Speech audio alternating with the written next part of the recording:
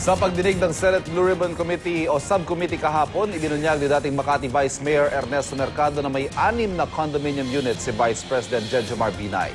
Ibinigay umano mga ito ng mga property developer kay Binay nung mayor pa siya, kapalit ng mas mabilis sa pagproseso at mas murang permit sa lungsod. Ang mga condo unit nakapangalan sa mga umano'y dummy ni Binay. Isa-isa itong pinuntahan ng GMA News.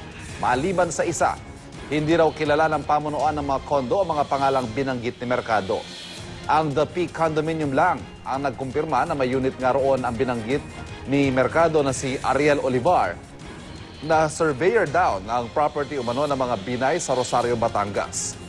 Sa isang pahayag na binasa ni Mercado sa Senado, sinabi ni Olivar na hindi sa kanya ang condo unit, kundi kay Vice President Binay. Bukod dito, tinalakay din sa hearing ang mga umano'y overpriced na gusali ng Makati Science High School. Ayon sa Commission on Audit, may mga senyales ng posibleng overprice. Noong 2007 kasi nasa 348.6 million pesos ang halaga ng pagpapatayo ng 10 palapag na gusali, pero inabot daw ito ng mahigit 1 bilyong piso. Pinabulaanan na ng kampo ni Binay ang aligasyon.